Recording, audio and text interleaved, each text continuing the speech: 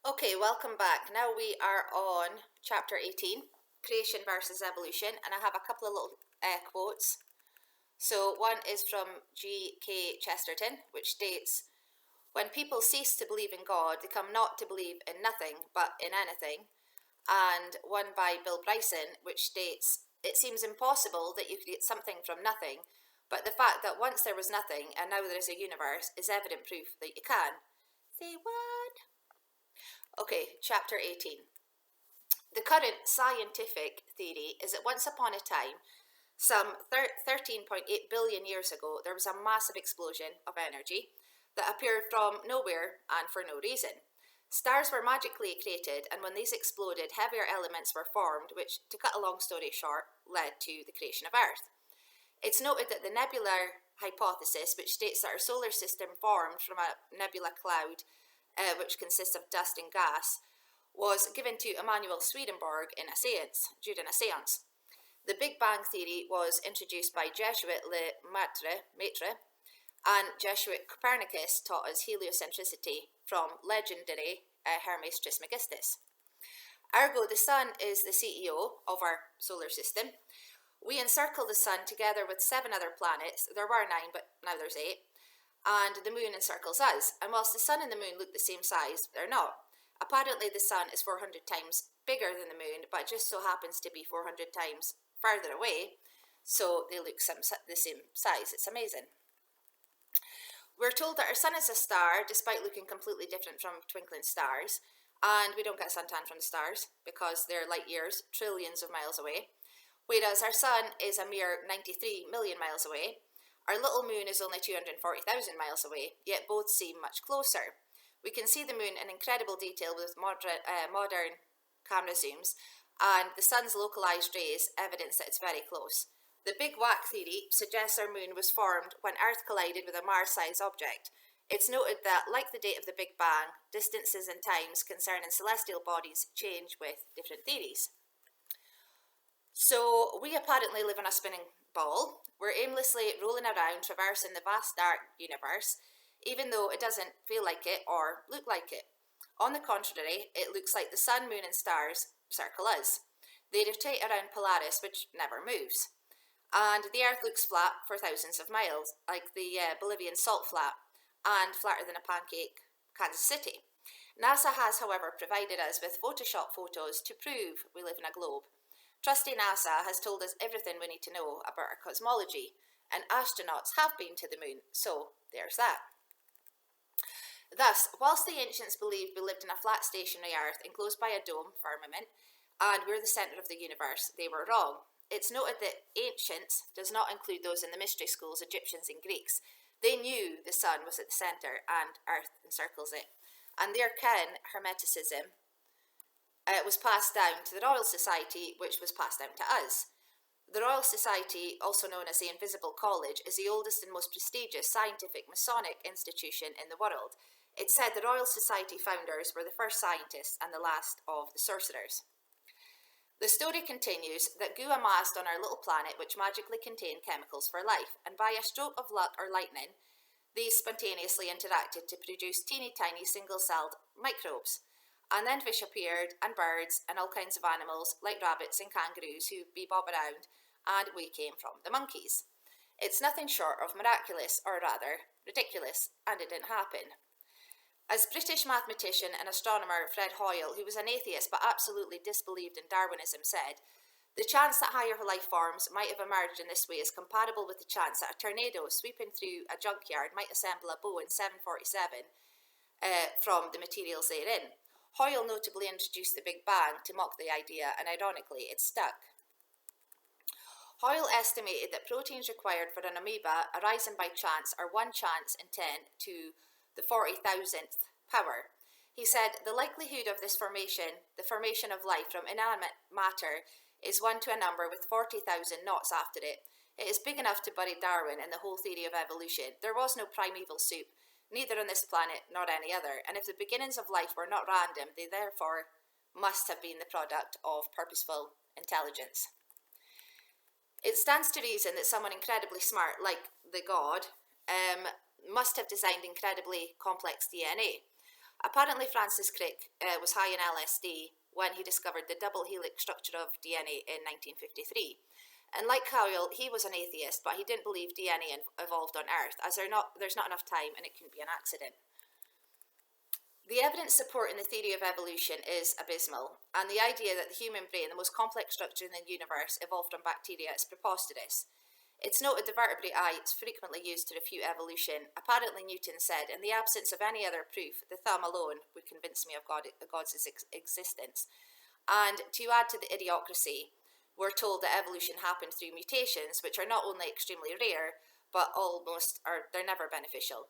Darwin had to modify his theory when confronted with Mendel's discovery of genetics, and the way it survived was through crap mutations. In essence, whilst microevolution or adaptation is well established, like tortoises adapting to different islands, there's no evidence of anything ever evolving. There's no intermediate forms scattered across the mammoth fossil record. There's no half-breeds like a bird with half a wing.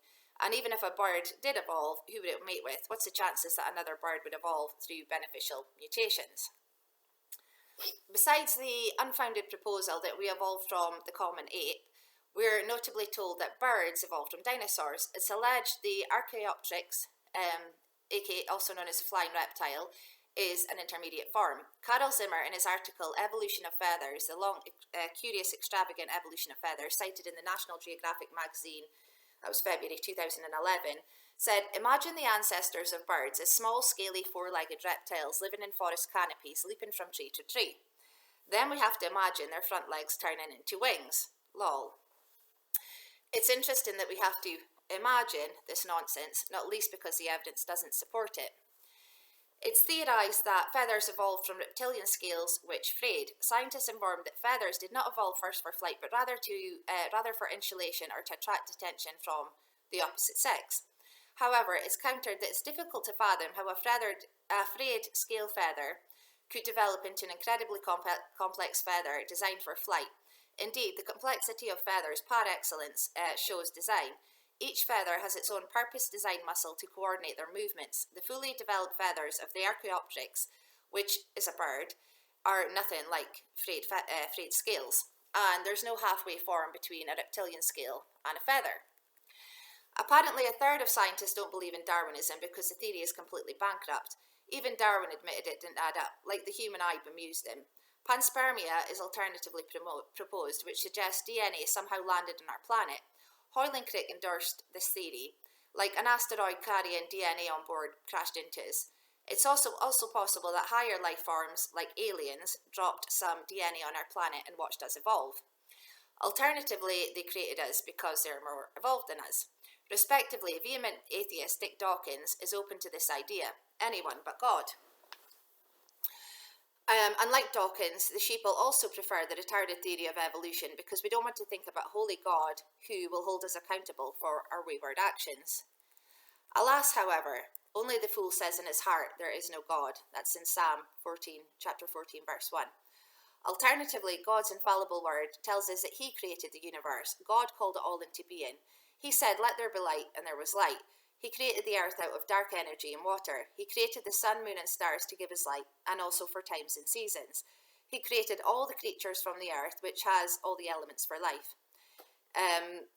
All the elements required for life. And he created people who were given the task of stewarding the earth.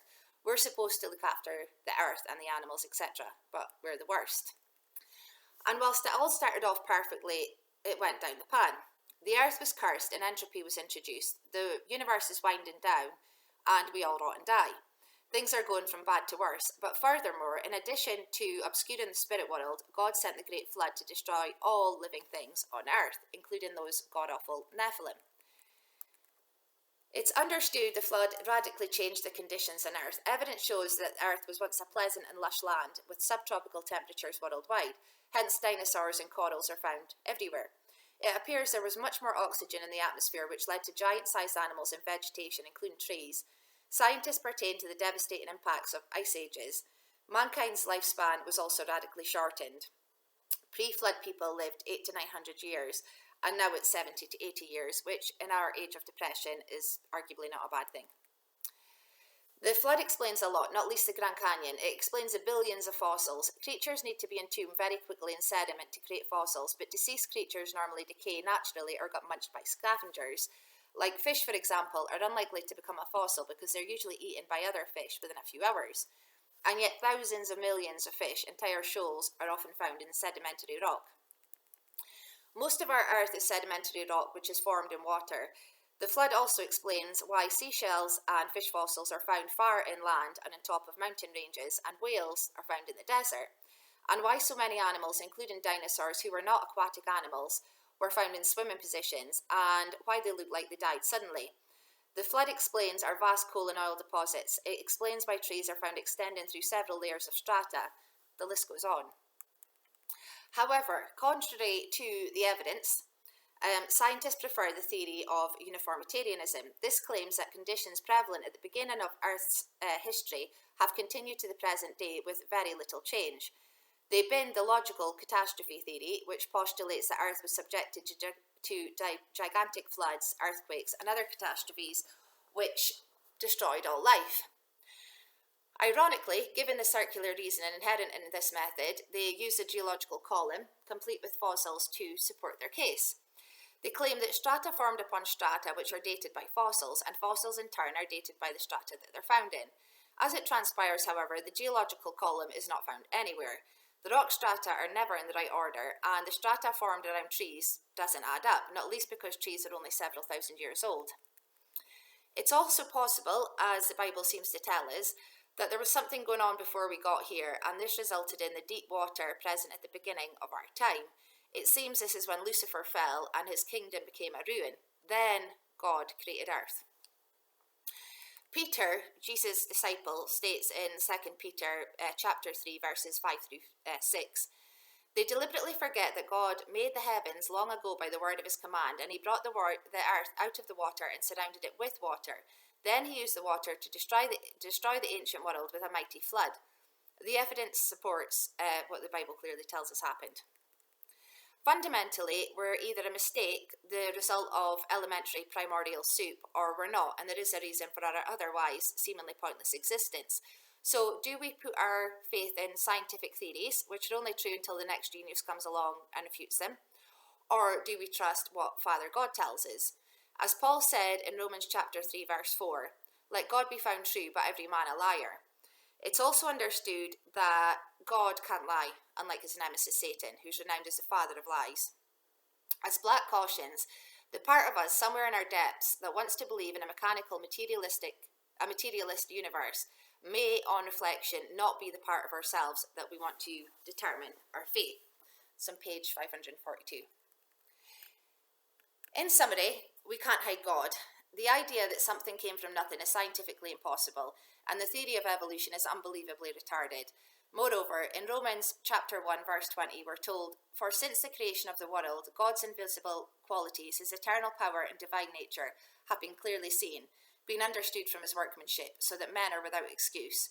So creation holds us accountable to the Creator. We can't blame soul-destroying Darwin and Dawkins for our ignorance. Okay, we'll stop here and go on to chapter 19.